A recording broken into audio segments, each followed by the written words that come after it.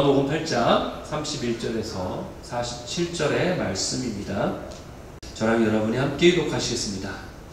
그러므로 예수께서 자기를 믿은 유대인들에게 이르시되 너희가 내 말에 거하면 참으로 내 제자가 되고 진리를 알지니 진리가 너희를 자유롭게 하리라. 그들이 대답하되 우리가 아브라함의 자손이라 남의 종이 된 적이 없거늘 어찌하여 우리가 자유롭게 되리라 하느냐. 예수께서 대답하시되 진실로 진실로 너희에게 이르노니 죄를 범하는 자마다 죄의 종이라. 종은 영원히 아버지 집에 거하지 못하되 아들은 영원히 거하나니 그러므로 아들 예수가 너희를 자유롭게 하면 너희가 참으로 자유로우리라. 나도 너희가 아브라함의 자손인 줄 아노라. 그러나 내 말이 너희 안에 있을 곳이 없으므로 나를 죽이려 하는도다. 나는 내 아버지에게서 본 것을 말하고 너희는 너희 아비에게서 들은 것을 행하느니라. 그들이 대답하여 이르되 우리 아버지는 아브라함이라 하니 예수께서 이르시되 너희가 아브라함의 자손이면 아브라함이 행한 일들을 할 것이거늘 지금 하나님께 들은 진리를 너희에게 말한 사람이 나를 죽이려 하는도다. 아브라함은 이렇게 하지 아니하였느니라. 너희는 너희 아비가 행한 일들을 하는도다. 여기서 너희 아비라는 것은 바로 사단 마귀를 얘기하는 거예요. 그들이 대답하되 우리가 음란한 데서 나지 아니하였고 아버지는 한 분뿐이시니 곧 하나님이시로다.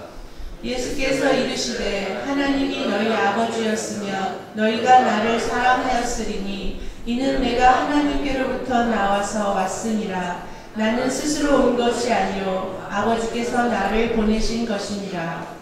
어찌하여 내 말을 깨닫지 못하느냐. 이는 내 말을 들을 줄 알지 못함이로다. 너희는 너희 아비 마귀에게서 났으니 너희 아비의 육신대로 너희도 행하고자 하느니라. 그는 처음부터 살인한 자요 진리가 그 속에 없으므로 진리에 서지 못하고 거짓을 말할 때마다 제 것으로 말하나니 이는 그가 거짓말쟁이요 거짓의 아비가 되었습니다. 내가 진리를 말함으로 너희가 나를 믿지 아니하는도다. 너희 중에 누가 나를 죄로 책잡겠느냐. 내가 진리를 말하는데도 어찌하여 나를 믿지 아니하느냐. 마지막 구절 같이 읽습니다. 하나님께 속한 자는 하나님의 말씀을 듣나니 너희가 듣지 아니함은 하나님께 속하지 아니하였음이로다. 아멘. 오늘 말씀 요한복음 8장 31절에서 47절까지 말씀으로 나눌 제목을 거룩한 자유다. 거룩한 자유. Holy Freedom. 거룩한 자유라는 제목으로 나누겠습니다. 사랑하는 성도 여러분, 여러분은 진짜 자유를 누리고 계십니까? 여러분은 진짜 자유를 누리고 계십니까? 만약에 이 질문을 북한에 있는 주민들에게 이 질문을 던진다면 과연 어떻게 대답을 할까요? 아마 대부분 이렇게 말할 것입니다. 우들은 위대한 수령님 덕에 참된 자유를 누리고 있습니다. 그렇죠? 아니면은 자유가 뭐 그리 중요합니까? 우린 먹을 것 걱정하는 게 먼저입니다. 아마 이렇게 말할 겁니다. 그렇죠? 이들은 그 감시와 억압 아래에서 자유가 뭔지를 모르고 있습니다. 아니면은 감히 자유가 없음을 불평조차 할 수 없는 상황 가운데 처해 있는 자들입니다. 그렇다면 과연 이 질문을 북한 주민이 아니라 우리 자신에게 던진다면 우리 대답은 과연 어떤 대답이 나올까요? 우리는 과연 진정한 자유를, 진짜 자유를 누리고 있을까요? 우리가 누린다고 생각하는 자유가 정말 참된 자유일까요? 놀랍게도 우리의 대답이 그들의 대답과 크게 다르지 않을 거라는 거예요. 아마 여러분이 이렇게 반문할 것입니다. 내가 원하는 걸 내가 다 할 수 있는데요? 자유민주주의 국가, 그렇죠? 뭐 한국이든 미국이든 이러한 곳에서 내가 원하는 건 내가 다 할 수 있는데 이게 자유 아닙니까? 나는 오늘도 예배드리기 위해서 내가 원하는 대로 이렇게 왔고 내가 기도도 할 수 있고 그러니까 내가 신앙의 자유를 누리는 것이 맞지 않나요? 아마 이렇게 생각할 수 있습니다. 그런데 예수님 당시의 사람도 똑같이 대답했어요. 예수님에게 똑같이 대답을 했습니다. 우리는 아브라함의 자손인데 우리가 자유롭게 풀려나야 한다고 말하는 이유가 뭡니까? 우리는 노예가 아닌데 우리에게 자유가 있어야 된다고 말하는 이유가 뭡니까? 이렇게 반문하면서 이해하지 못했어요. 위대한 조상 아브라함의 후손이라는 자긍심이 그들에게 있었죠. 또는 자신들은 율법을 잘 지키고 있고 율법을 가지고 있다. 우리는 하나님의 말씀을 가진 어떤 선민사상, 그러한 족속이다. 이런 종교적인 우월감을 가지고 있었어요. 그렇기 때문에 자신들은 절대적으로 우리는 자유이냐, 어떤 억눌려서 누구 밑에서 그렇게 있는 종이 아니야라고 스스로 생각하고 있는 거예요. 여러분 생각해 보세요. 심지어 이때가 어떤 시대인가? 이들은 실제 자유인이 아니었어. 물리적으로는. 그렇죠? 누구의 압제 아래 있었습니까? 로마의 식민 통치 하에 있었음에도 불구하고 그들은 스스로가 나는 자유인이야 라고 생각할 정도로 그들은 그런 어떤 굳은 믿음을 가지고 있었다는 거예요. 오늘날 우리도 그와 같지 않습니까? 우리는 경제적인 풍요로움을 누리고 있어요. 여러분이 뭐 경제적으로 내가 뭐 돈만 있으면 사고 싶은 거 할 수 있어요. 그리고 풍요로움 때문에 내가 안락함을 누릴 수 있어요. 오랫동안 자유로운 신앙생활을 해왔어요. 그러니까 내가 하고 싶은 것, 누리고 싶은 것 할 수 있습니다. 여러분이 뭐 원하면은 뭐 어뮤즈먼트 파크 가서 놀 수도 있어요. 내가 원하면은 뭐 지금도 가서 마음껏 뭔가를 누릴 수 있습니다. 그렇기 때문에 스스로가 나는 자유롭다라는 어떤 안도감을 가지고 살아가고 있다는 거죠.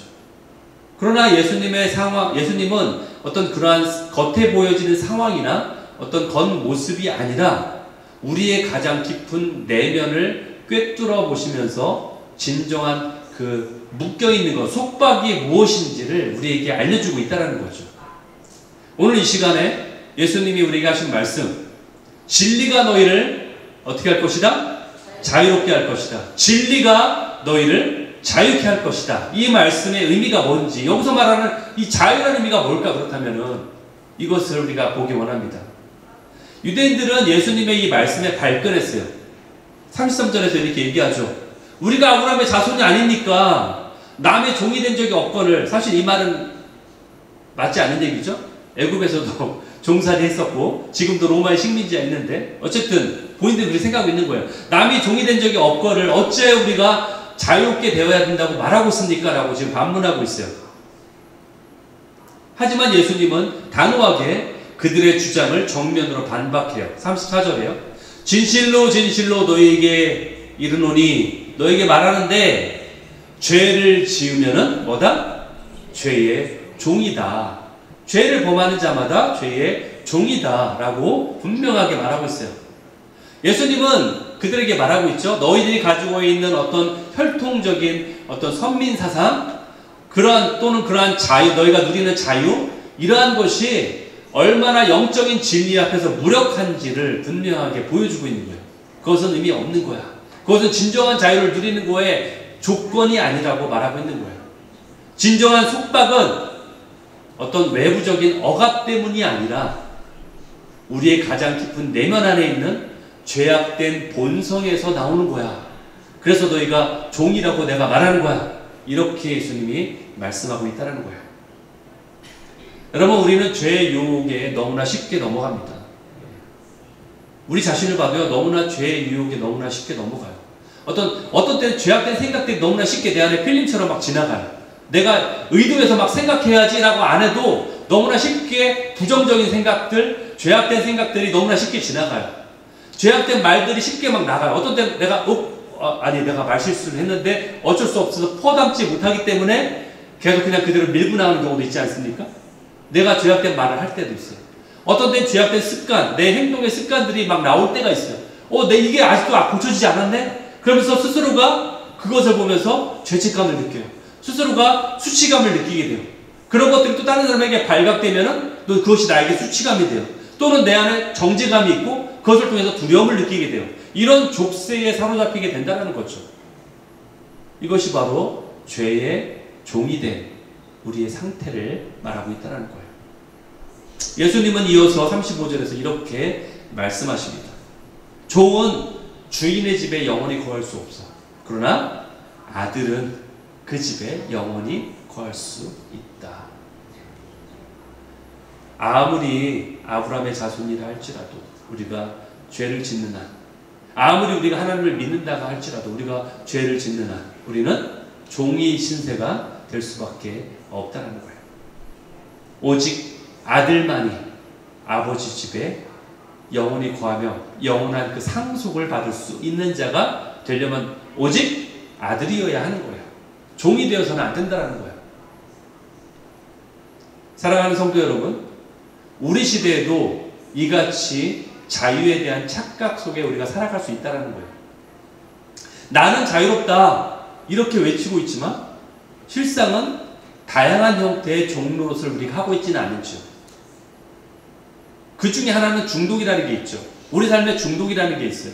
스마트폰 중독, 게임 중독, 또는 쇼핑 중독, 이 각종 중독이 있어요. 이런 중독으로 인해서 어떤 잠시의 즐거움이나 만족을 우리가 쫓아가요. 그러나 결국 그것에 의해 내가 지배당하게 되는 상황에 있는 것을 내가 알게 돼요. 그래서 나중에는 결국 그것 없이는 내가 견딜 수 없는 상황이 돼버리는 거죠. 처음에는 내가 그것을 이거 이 정도로 내가 조절할 수 있어, 내가 통제할 수 있어 라고 생각하지만 시간이 갈수록 어떻게 돼요? 그것이 나를 통제하고 있죠. 내가 거기에 어쩔 수 없어 하는 모습을 보게 돼요. 여러분, 제가 예전에 본 아이들이 봤던 애니메이션 영화 그 벅스 라이프라는 게 있어요. 예. 아이들이 보는, 저희 아이들이 어렸었기 때문에 같이 그 영화를 봤는데 거기에 보면 어떤 장면이 있냐면은 벅스 라이프는 그 벌레들이 실제 말을 하면서 사람처럼 그렇게 하는 것을 나타내는 그 영화예요. 거기에 보면 어떤 장면이 있냐, 나방이 이 불빛을 향해서 날아가는 모습이 나와요. 그러면서 뭐라고 하냐면은 I can help it, 지지직 죽어요. 그러면서 예. 그게 우리의 삶의 우리의 모습이지 않습니까?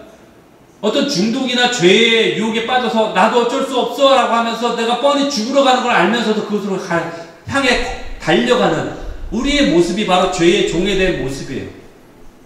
원하는 곳으로 가고 싶은데 운전대가 고장났어. 브레이크가 고장나서 멈출 수가 없는 거예요. 마치 멋진 벤틀리라는 차 아시죠? 되게 비싼 차예요. 한국에는 벤틀리라는 차 너무나 자주 봤는데 여기는 오히려 없더라고요. 근데 그런 멋진 차를 가지고 있지만, 소유하고 있지만 정작 죄라는 고장난 브레이크 때문에 멈추지도 못하고 파멸의 길로 질주하는 그러한 우리의 모습이 아닌지요. 우리의 겉은 화려하고 멋있어 보이지만 내면은 죄의 노예가 되어서 끌려다니는 우리의 삶의 모습은 아니냐는 거예요. 여러분, 요즘에는 인터넷이 발달했습니다. 핸드폰만 되면 뭐 어디든 어떤 시대로 가든 다 갈 수 있어요. 어떤 종류의 자료를 다 우리가 볼 수 있어요. SNS, 인터넷 이런 것이 너무나 발달했어요. 그래서 가상현실이 발달되어 있어요. 그래서 뭐 페이스북, 또 뭐예요, 인스타그램 이런 것들을 보게 되죠. 많이 이용하게 돼요. 거기에 보면은 그런 걸 이용하다 보면 타인의 시선이 너무나 중요해요. 그래서 그 안에 있는 좋아요라고 누르는 그 개수를 보면서 또는 그 댓글을 보면서 일희일비하는 거죠. 댓글에 나를 막 존경하는 얘기들, 나를 칭찬하는 것들을 보면 너무나 좋아했다가 거기에 나에게 반대하는 얘기들이 올라오면 너무나 막 나락으로 떨어지고, 그런 우리의 모습들, 타인의 주목이나 타인의 인정을 받으려 하는 그러한 욕구에, 어떻게 보면 그러한 어떤 인터넷이나 그런 가상현실이 생기면서 그런 욕구들, 그러한 어떤 노예로 살아가는 우리의 모습도 있다라는 거예요. 젊은이, 특히 나이 드신 분들은 그렇지 않을 수도 있지만 젊은 사람들은 거기에 묶여 있을 수 있다는 거죠.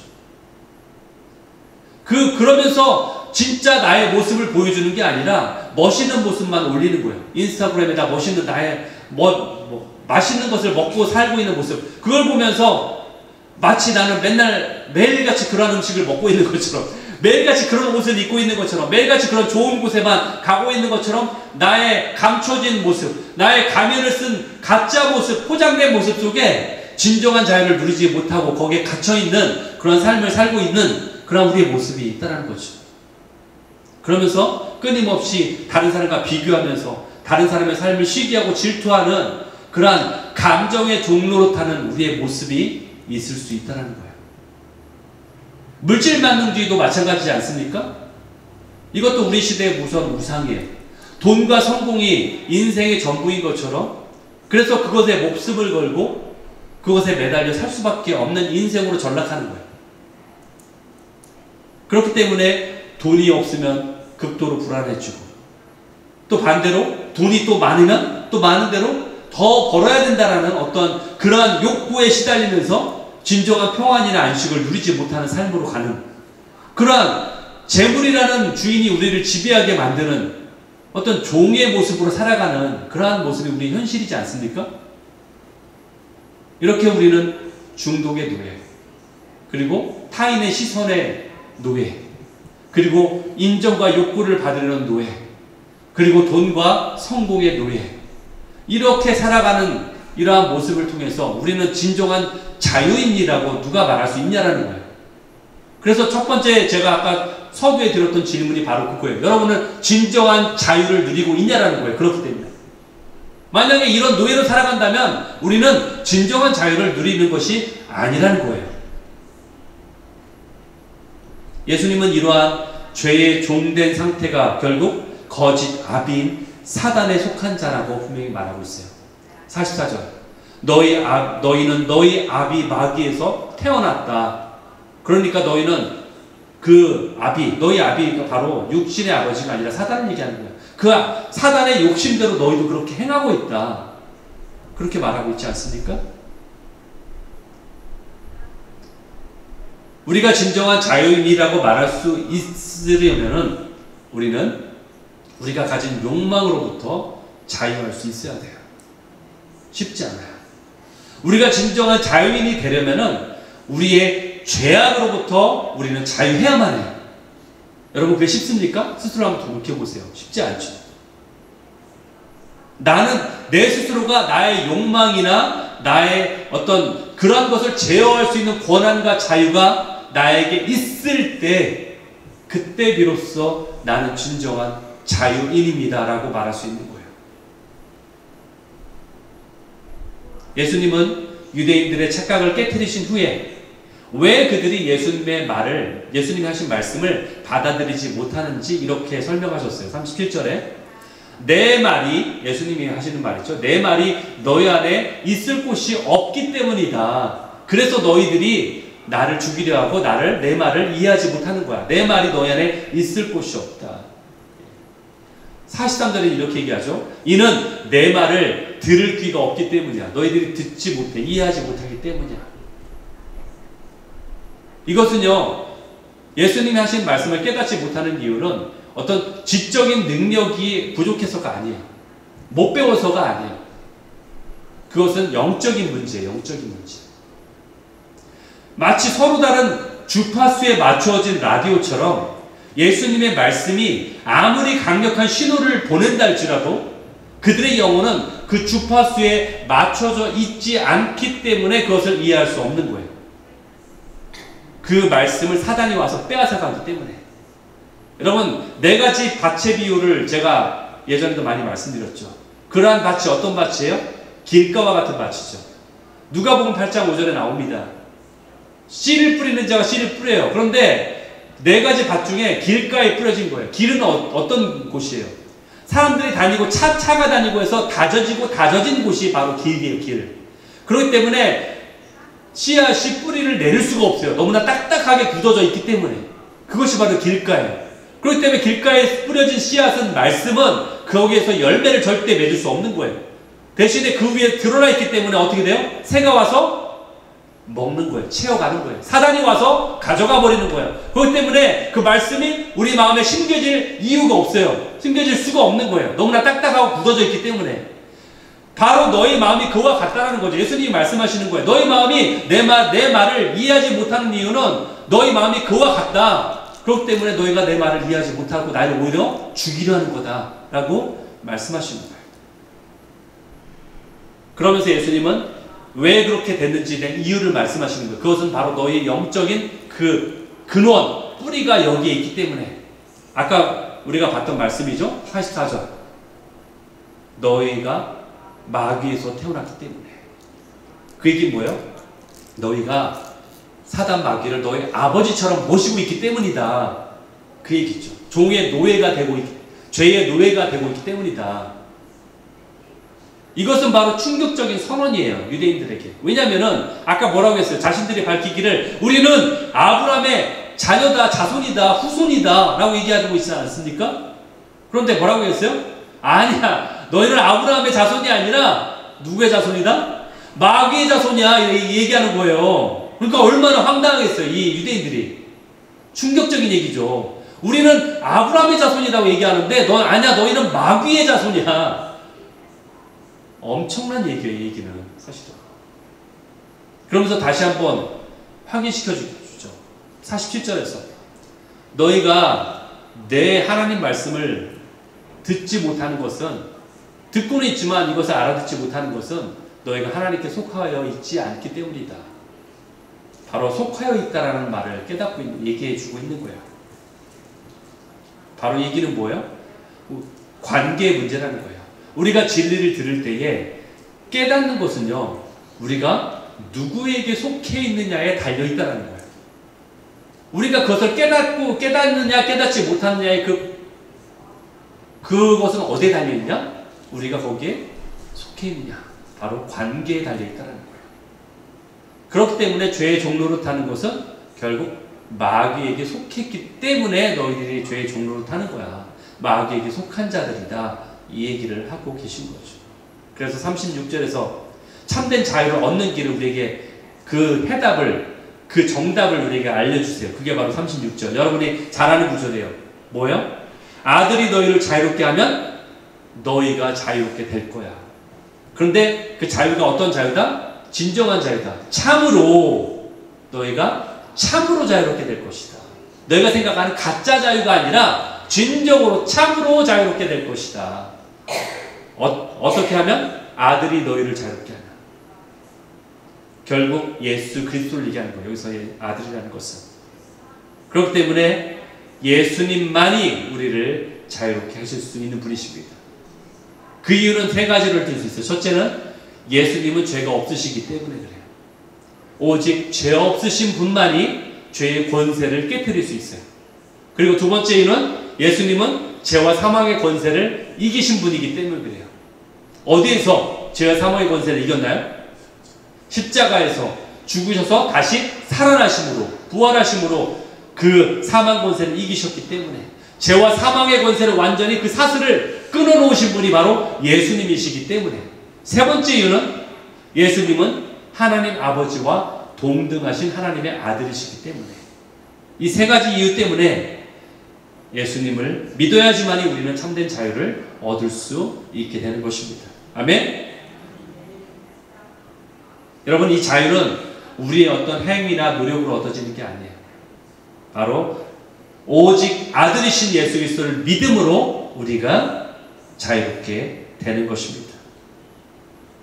그러므로 이제 우리는 더 이상 예수 그리스도를 믿음으로 인해서 죄의 종이 아니기 때문에 우리는 이제 죄를 거부할 선택권이 우리에게 있는 거예요. 여러분 생각해 보세요. 죄의 종이었을 때는요, 우리가 죄를 거부하지 못했기 때문에 죄의 종이 되고 끌려가고 묶여 있는 거죠. 그런데 이제는 예수 그리스도가 이 묶여 있었던 사슬을 끊으셨기 때문에, 십자가에서 끊으셨기 때문에 이제 우리 자유인이 되었기 때문에 우리는 죄를 거부할 선택권이 있다는 거예요. 그것이 자유예요. 여러분이 죄를 선택할 자유가, 죄를 취할 자유가, 취할 선택이 바로 여러분에게 자유가 아니라 죄를 거부할 선택이 바로 여러분에게 자유라는 거예요. 이것을 잘 생각하셔야 돼요. 죄를 거부할 선택이 우리에게 있다. 이것이 바로 진정한 자유라는 거예요. 그렇기 때문에 우리가 비록 지금은 죄로 인해서 잠시 넘어질 수 있을지언정, 그러나 다시 일어날 수 있는 거예요. 그렇기 때문에. 완전한 죄의 종이 아니기 때문에. 31절에 예수님이 이렇게 말씀하십니다. 너희가 내 말에 거하면 나의 참 제자가 될 것이다.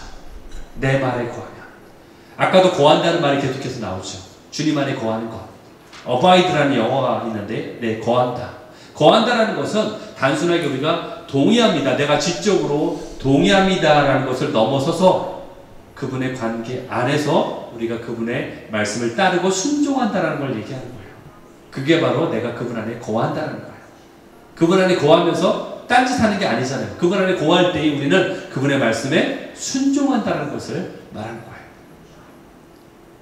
그러면서 예수님의 관계 안에서 죄로부터 자유케 된 우리는 이제 누구를 닮아가야 됩니까? 바로 하나님을 닮아가야 되죠. 바로 우리를 자유케 하신 목적은 하나님을 닮아가는 거예요. 베드로서 1장 4절에 이런 말씀이 있어요. 너희로 정욕을 인하여 세상에서 썩어질 것을 피하여 누구의 성품에? 신의 성품에, 하나님의 성품에 참여하도록 하셨다. 하나님의 성품에 참여하도록 하셨다. 이게 바로 자유를 주신 궁극적인 목적이에요. 여러분, 우리를 자유케 하신 건요, 방종하게 하기 위한 게 아니에요. 여러분, 방종이란 말은 도덕 시간에도 배우잖아요. 윤리 시간에도. 자유와 방종이 다르다는 거 배우셨죠. 내가 무조건 하고 싶은 대로 다 하는 게 자유가 아니다. 그건 방종이다. 왜냐하면 책임이 따라야 되기 때문이다. 이런 얘기 배우셨는데 우리의 신앙도 마찬가지예요. 우리에게 자유를 주신 이유는요, 내가 하고 싶은 것 다 그대로 또는 죄를 선택하도록 하기 위한 게 아니에요. 우리는 죄를 거부하고 대신에 하나님 안에 거하면서 하나님을 닮아가게 하는 것, 이것이 바로 자유를 주신 최종 목적이라는 거예요. 그렇기 때문에 우리가 죄로부터 자유하게 됐다는 것은 어떻게 일종의 말하자면은 어떤 소극적인 자유라면은 우리가 하나님을 닮아가는 것은요, 우리가 더 선택해야 되는 궁극적인 어떤 적극적인 자유의 하나의 모습이라는 거예요.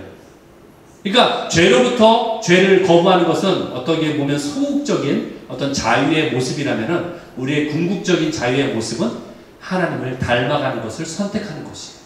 그것이 바로 자유의 궁극적인 목적이라는 것이에요. 그렇기 때문에 하나님의 성품이 우리 삶에 나타나는 것이 바로 가장 고귀한 차원의 자유입니다. 하나님의 성품이란 무엇일까요? 쉽게 얘기하면은 성령의 9가지 열매를 생각하면 돼요. 사랑, 희락, 화평, 오래 참음, 자비, 양선, 충성, 온유, 절제.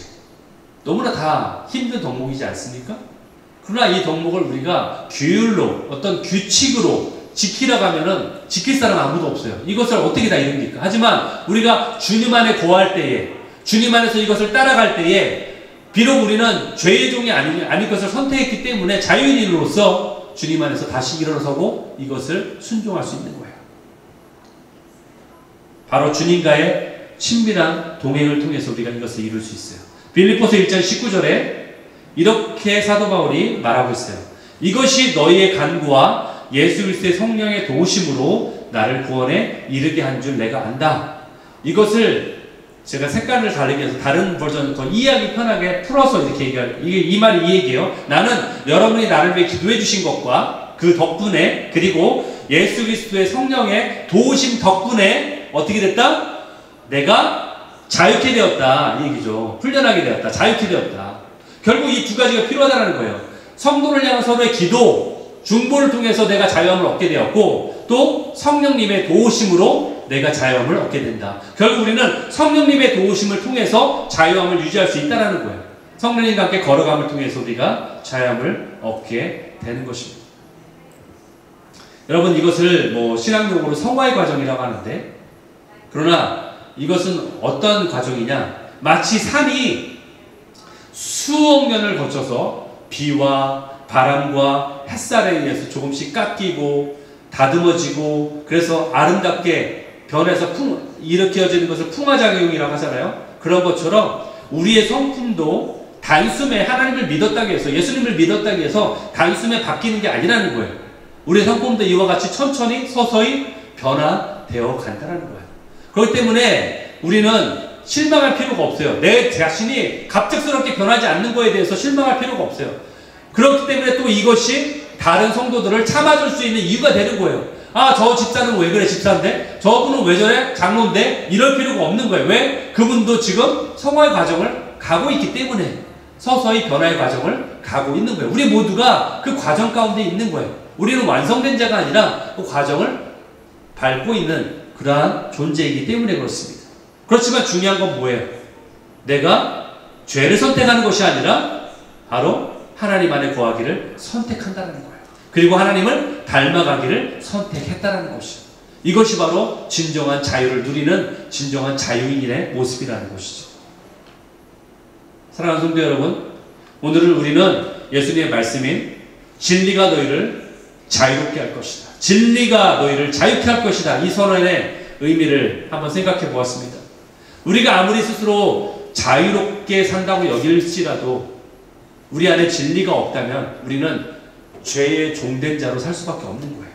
죄에 끌려다닐 수밖에 없는 거예요. 겉으로 자유롭게 보일지 모르지만 실제로는 욕망에 사로잡히고 세상의 가치에 끌려다니는 모습으로 살 수밖에 없는 거예요. 하지만 복음은 우리에게 선포합니다. 더 이상 너희가 죄의 종이 아니다. 너희는 자유인이다. 주님이 우리에게 선포하고 계세요. 주님이 우리 예수 그리스도를 통해서 죄의 사슬을 끊고 참된 자유로 우리를 들어가게 하셨습니다. 믿으십니까? 네. 예수 그리스도의 이 자유케 하심을 우리가 믿어야 됩니다. 그것을 믿을 때에 우리가 이걸 선택할 수 있는 거예요. 그리고 그때 우리는 자유인으로서 당당하게 넘어졌을지라도 다시 일어날 수 있는 거예요. 주님이 우리를 세워주시기 때문에, 성령님이 우리를 도와주시기 때문에, 이것이 바로 거룩함을 향한 자유예요. 제가 그래서 제목을 거룩한 자유라고 했어요. 자유에도 거룩함을 향해서 우리가 선택할 자유가 우리에게 있는 거예요. 그것이 바로 거룩한 자유예요. 이 자유를 붙들고 선택하시는 저와 여러분 되시기를 예수 그리스도의 이름으로 축원합니다. 아멘.